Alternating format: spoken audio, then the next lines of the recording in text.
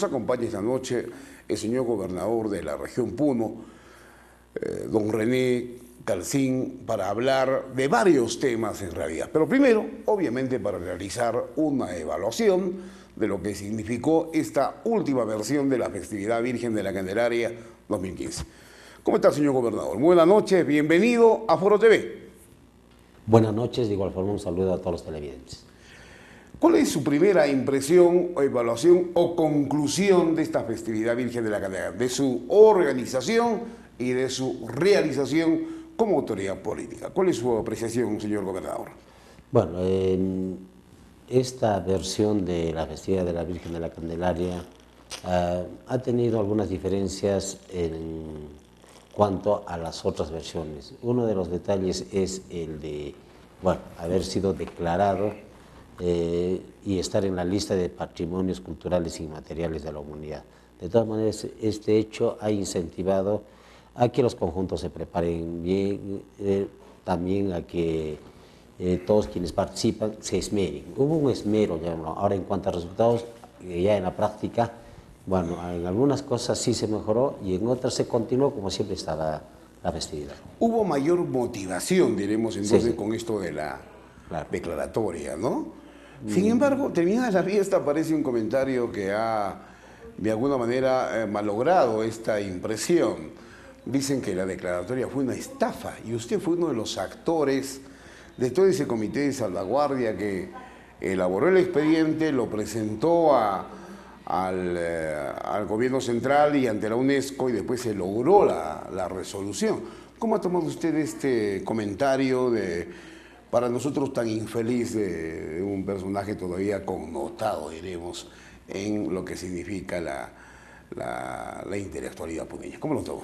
Bueno, queremos indicar al respecto de que, si bien es cierto de que hubieron diversos comentarios al respecto, pero nosotros que hemos estado desde adentro, hemos trabajado el expediente y por varios años, es un trabajo multidisciplinario, colectivo, y esto se presentó a través del Ministerio de Cultura a la UNESCO y se dio la declaración. Lo que podemos decir que en líneas generales, en líneas gruesas, lo fundamental no ha variado en nada. Lo que presentamos, el borrador, después se aprobó, ni una palabra se cambió en la declaratoria, no hubo nada. Ahora que en los aspectos complementarios, secundarios, en los aspectos previos, bueno, sí hubo algunas cosas, ¿no? Entonces, pero en lo fundamental no hubo cambio alguno, ¿no? Entonces, podemos ver antes y después de la declaratoria, ¿no? Por eso, ¿cómo tomó usted ese comentario? Bueno, yo considero, bueno, también que no estuvo bien por el hecho de que a un comienzo se dijo una cosa y después también se indicó de que, bueno, el responsable es el presidente Ollanta. No creo que, bueno, no está bien el comentario en ese sentido también. ¿Solamente eso no le merece un comentario más, vamos a decir, concreto? Para mí No, me parece pero un atrevimiento, un habría- exceso, una torpeza. A ver, Podría ser también en ese sentido, pero también habría que ver algunos hechos. Pocas personas también a veces ponen los puntos sobre las IES, ¿no? Hay algunas cosas rescatables, llamémoslo, pero en lo central no está bien. Pero hay cosas totalmente rescatables en el sentido que, por un lado, ponen polémica y por otro, también aclara cosas concretas frente a los reclamos o a las reclamaciones que hace Bolivia, ¿no? Entonces, son cosas concretas que hay que diferenciarlas claramente. a ver, yo quisiera que como representante del gobierno central usted pueda tener una opinión mucho más directa del asunto. Omar Aramayo, que es el personaje que nos referimos, dijo que la declaratoria de la UNESCO es una estafa y cuando le hicieron ver que estaba de repente equivocado, él dijo, no, el que está falando no es UNESCO, la UNESCO es Ollanta Humala. Por eso digo, eso está mal, por ejemplo, que esté derivando una cosa, entonces no hay una contundencia en su afirmación. O sea, en forma general no está bien la afirmación, como estamos reiterando, ¿no? Pero ahora hay algunas cosas que sí se pueden rescatar cuando se da esa controversia entre nosotros y Bolivia. Y ahí más bien da él, por ejemplo, algunas versiones acertadas, ¿no? Bueno, referir que la diablada es puneña, eso no es invento de Omar Aramayo, ¿no? Eso es, Claro. es consecuencia de un estudio que se ha presentado en Puno. Desde Juan Palau Verastegui hasta otros analistas han afirmado, han dado señales, evidencias de que La Diablada es una manifestación religiosa incluso que se ha gestado en Puno, ¿no? No, yo lo que decía es en forma integral. Él ha escrito muchos artículos, ha aparecido acá en la Candelaria en varios sitios, ¿no? No solo en la Candelaria, antes. Y es un referente en Bolivia. Entonces, es uno de los pocos que encaró de frente el problema, digo, ¿no? Claro que al final tuvo más bien una fallida intervención, llamémoslo, ¿no? Pero el otro sí. Por Una ejemplo, patinada, sí, vamos a decir. pero en el otro, por ejemplo, el otro hecho, cuando él escribe todo un artículo y sustenta, por ejemplo, el héroe emblemático de Bolivia, si a él le preguntamos si es boliviano o no es boliviano, va a decir que no es boliviano porque boliviano no existe, es un alto peruano, por ejemplo, ¿no? Y lo fundamentó. Y así fundamentó muchas danzas. O sea, tiene cosas rescatables, ¿no? Pero, No, como pero dice, estamos hablando específicamente de este asunto. pero en ese aspecto, así como dice, fue una patinada. Muy bien. Vamos al asunto de la organización de la festividad. Falló el tema seguridad, el tema orden fundamentalmente. Limpieza de alguna manera se superó. Sí, hubo problemas. ¿Pero Sí, consideramos por qué? que ¿Pero sí, por a qué? pesar de que nosotros, de manera multidisciplinaria, hemos estado participando previa a la festividad.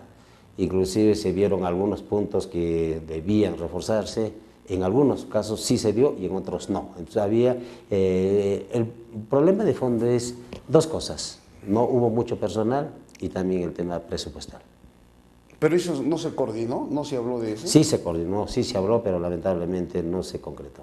No es hora, como decían algunos esta mañana, de que ya el gobierno central tome cartas también digamos, de participación, que invierta, que se involucre en el tema de la organización de la festividad Virgen de la Candelaria. Yo creo que sí, y ya empezó. Creo que esta vez, por ejemplo, uno de los aspectos positivos de esta festividad es de que el Ministerio de Cultura entró casi de lleno, ¿no? Entonces, en muchos aspectos, ¿no? Entonces, creo que eso fue un hecho muy importante, pero debe involucrarse más. Ahora, en cuanto al gobierno regional y los gobiernos locales, es un gobierno que está ingresando, era recién su primer mes, ¿no? Entonces ahí también hubo algunas falencias más de orden presupuestal. Creo que ese problema pues, se va a superar al año, ¿no? Ahora, yendo un poco más allá, la declaratoria de la UNESCO podría ser calificada como el logro cultural del año 2014, ¿o no? En nuestro concepto sí, ¿No es cierto? así es. Porque fue un trabajo multisectorial, Claro. no fue obra de un solo personaje. Ajá. Y aquí hay que aclarar dos cosas, hay dos valoraciones. Uno, a quienes lo lograron, que todo un conjunto fue, pero este logro no sería posible si por más de dos centurias los puneños han colocado a la festividad en el lugar donde está. Creo que el reconocimiento a todos esos puneños que supieron forjar y desarrollar esta festividad. Ahora, ¿por qué recién se hizo el 2014? Eso es una pregunta que tienen que responder todos los que pasaron antes, ¿no? Porque esto se pudo haber hecho hace 20 años, ¿no es cierto? Así Con es. menos problemas inclusive, Ajá. ¿no? ¿Por qué no lo hicieron quienes estuvieron al frente de la federación, de la alcaldía de Puno, del gobierno regional? Y es problema es como el tema arquitectónico, ¿no? Dicen, Puno tiene sus casas no acabadas, su imagen es fea, ha crecido mal, dicen. ¿Y quiénes son los responsables? Pues ¿dónde están los ingenieros, los arquitectos que en su momento debieron tomar cartas en el asunto? Opinar por lo menos. Pero bueno, es un tema distinto. Vayamos al tema de la presencia de la pareja presidencial. Usted es representante del gobierno central. ¿Fue una presencia positiva? ¿Fue una presencia que se aprovechó de la festividad Virgen de la Candelaria para intentar ganar réditos? ¿Qué puede usted decir? Aquí hay dos puntos de vista, ¿no? Nosotros consideramos que sí ha sido importante, considerando que es el principal personaje peruano y que esté en una actividad de envergadura de la Candelaria debe ser pertinente, ¿no? Y creo que eso es lo que hizo y lo hizo en su día central, el día 2. Por eso, fue positiva, no fue un aprovechamiento político. No, bueno, nosotros consideramos así, desde nuestro punto de vista. Usted no va a decir obviamente que es un aprovechamiento político, ¿no? Pero, ¿fue para bien, para mal? Para bien, porque esto va a hacer de que el gobierno se involucre más en esta festividad para adelante. Correcto. Antes de la fiesta, su despacho se ha visto remecido por una serie de movilizaciones de parte de militantes del Partido Nacionalista. ¿Qué está pasando, señor gobernador? ¿Qué es lo que ocurre en el Partido Nacionalista, en los escasos militantes, o con los escasos militantes del Partido Nacionalista, los pocos grupos que quedan? ¿Qué está pasando? ¿Por qué este deseo de sacarlo de su cargo? Bueno, ha habido unas movilizaciones que no es de todo el Partido Nacionalista, de un sector, y este sector no solo vino a la gobernación, empezó por la gobernación y se desplazó por los diferentes organismos desconcentrados, ¿no?, de los diferentes ministerios. Y en cuanto a la gobernación, también pidieron el cambio de gobernadores digitales, provinciales y del regional. Dieron algunos argumentos, y es cierto de que en algunos casos sí hay asidero, ya no, que lo hemos elevado allí, porque han indicado que deben ser cambiados algunos gobernadores, fundamentalmente provinciales y digitales. En el caso nuestro, nosotros pedimos también que inclusive hagan llegar justamente qué hay, ¿no? Entonces, al final, porque en la administración pública es por escrito, no llegó nada de nada hasta ahora, ¿no? Más bien, conversamos varias veces con ellos, y lo que sí estamos de acuerdo, hay un punto común, de que debe haber alternancia. En ese sentido no habría problema. Nosotros somos segundos gobernadores, no somos del primer grupo. Arriba quedaron que primero se va a cambiar todos los que están ya a buen tiempo, son primeros gobernadores, después en el segundo grupo, y nosotros nos incluimos, no tenemos ningún problema, ¿no? Ese es el caso. ¿Cree usted que estos piquetes nacionalistas tienen razón en pedir su cambio? Ellos escriben que hay cobros para los cargos de gobernadores, lo han dicho, han circulado volantes apócrifos, anónimos. Usted conoce eso, ¿no? Sí, como digo, lo han dicho, pero cuando dijimos que hagan una reclamación formal, no lo hicieron hasta ahora. Por eso. Pero esos anónimos, esos apócrifos, ¿qué expresan?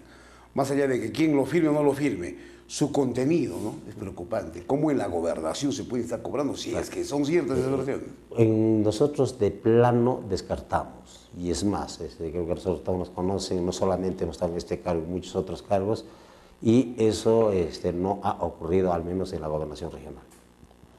Descartamos cualquier hecho de corrupción en la gobernación regional. Se ha cambiado, usted nos va a confirmar, a la comisionada por la paz. ¿Quién es el nuevo comisionado? Es el señor Augusto Ríos Canaza. Ah, caramba, el dirigente de Juliaca. Así es, él es el nuevo comisionado para la paz y el desarrollo. Usted, además de ser gobernador, es militante del Partido Nacionalista. ¿No siente usted la misma decepción que la mayoría de militantes nacionalistas, en el sentido de que no les han dado la oportunidad? A usted sí, obviamente, ¿no? Pero hay una decepción, yo noto una frustración, una decepción en la mayoría de militantes nacionalistas que han presentado ternas, expedientes, han viajado a Lima, han hablado con todo el mundo y no les han hecho caso. Y la mayoría de cargos de las OPDs, por ejemplo, que dependen del gobierno central, están ocupadas por personas extrañas al Partido Nacionalista. ¿Esto es real o no es real? Eso es cierto. Nosotros podemos, ustedes conocen mejor que nosotros inclusive, en los gobiernos anteriores, en todos los organismos desconcentrados, han copado. Digamos, si era el gobierno aprista, el gobierno fujimorista o el gobierno de Toledo, han copado todos los organismos desconcentrados, ¿no? Esto no ha pasado con esta gestión gubernamental. En Puno, que hay decenas de organismos desconcentrados, diríamos que estén dirigidos por nacionalistas, sería Jóvenes a la Obra, el Comisionado para la Paz y el Desarrollo y la Gobernación. El resto no está, o sea, la política ha sido distinta. Y también hay mucha razón en que en verdad los compatriotas, los nacionalistas, no hayan accedido a esos cargos. Nosotros hemos hecho, desde el cargo que tenemos, justamente algunos reparos en ese sentido, algunas sugerencias, y también una de las motivaciones para esos reclamos es precisamente eso, que nosotros estamos de acuerdo con esa petición. Bueno, pero esa actitud, esa forma de gobernar podría aparecer como democrática, honesta, pero lo otro es que hay una decepción en los militantes del Partido Nacionalista.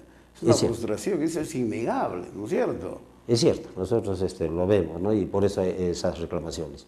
Y ese sentir también lo hemos transmitido ya a los órganos centrales. Ya solo falta año y medio. Así es.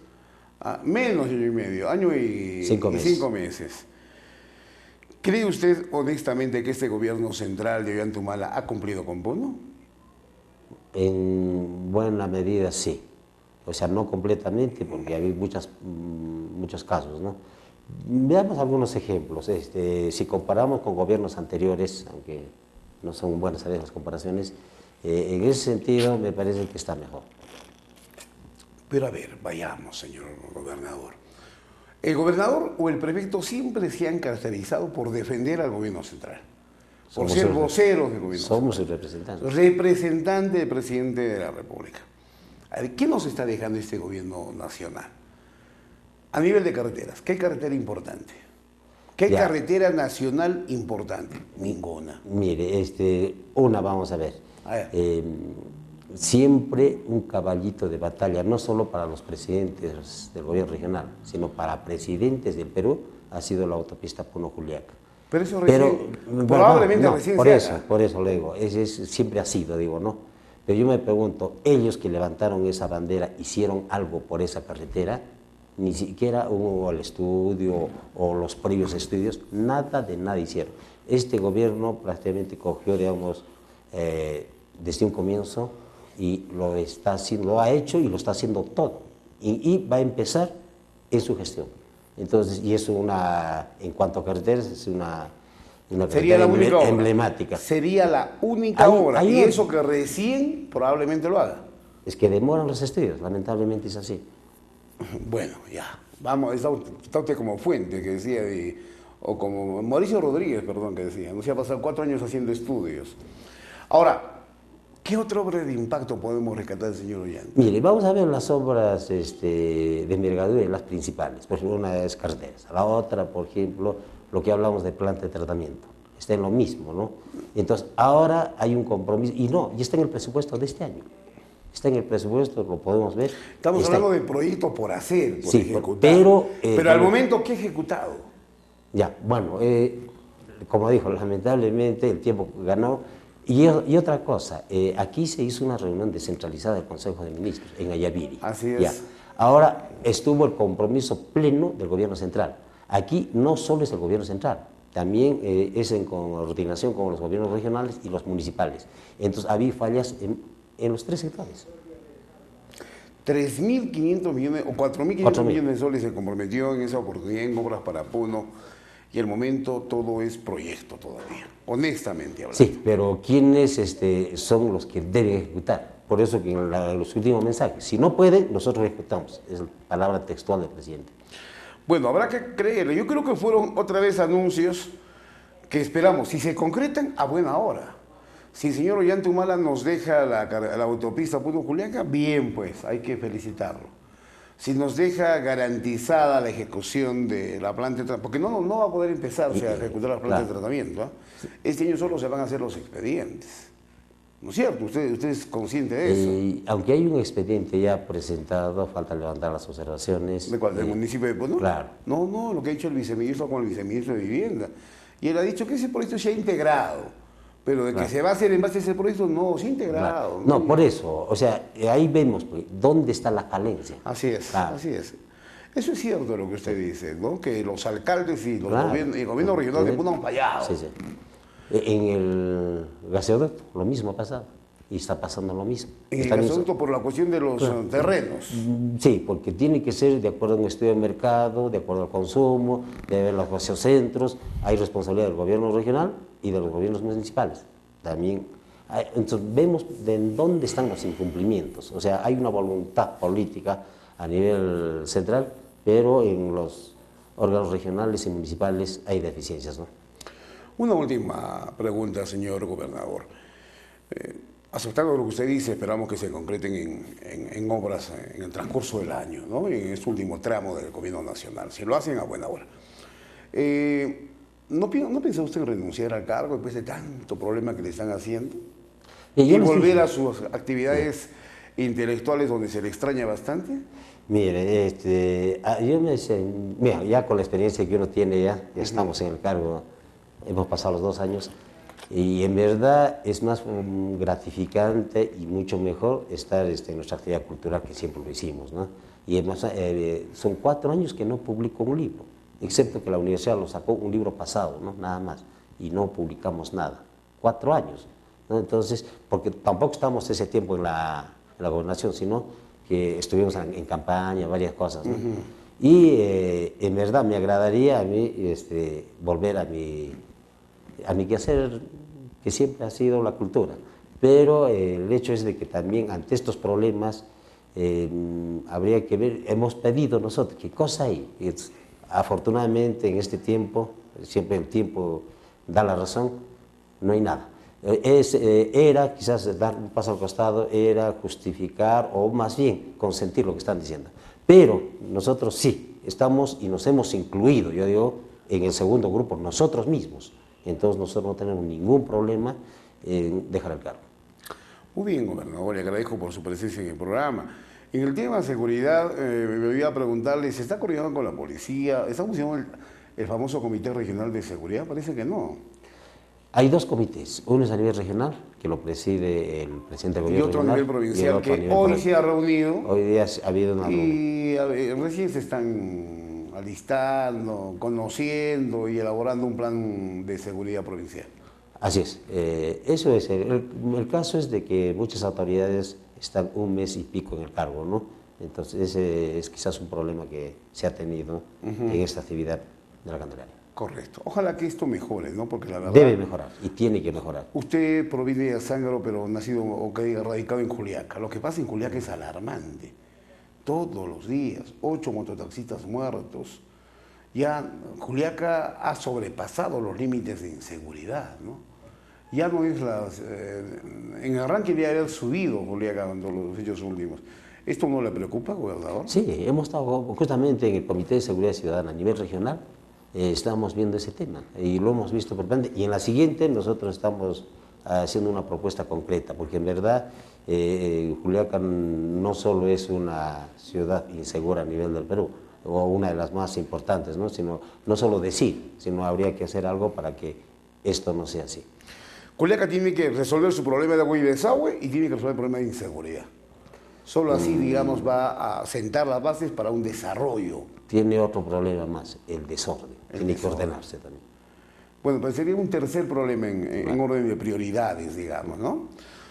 Bueno, vamos a ver si Waldo Marín lo consigue. Muchas gracias, señor gobernador, por su presencia en el programa. Un gusto tenerlo. En la próxima hablaremos de la pandilla, hablaremos de la historia, hablaremos de otros temas culturales que usted domina muy bien y que nos gustaría también los proyectos de la comunidad.